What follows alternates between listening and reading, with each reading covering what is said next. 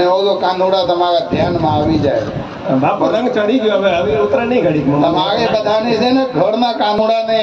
સાચવવાનું છે એટલે ઘરના જ્યારે કાનુડો હોય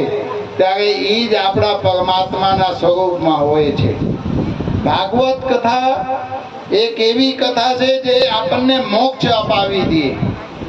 जिसे श्रवण कर मिट जाती है जन्म जन्म की व्यथा वो है भागवत कथा वो है भागवत कथा भागवत कथा यदि આપણે સાંભળી ગઈ ને તો આપણો જન્મો જન્મ બધું પુણ્યના ઉદય થઈ જાય આગળ અહીંયા સગવીબાઈના શાસ્ત્રીજીએ પ્રસંગ લીધા સગવીબાઈ એટલે કોણ તમારે જેવા એમાં કોઈ એક નાની દીકરી જેવી રીતે સગવીબાઈ ભગવાનને પામી ગઈ એવી જ રીતે તમે પણ ભગવાનને પામી શકો સગવીબાઈ નાની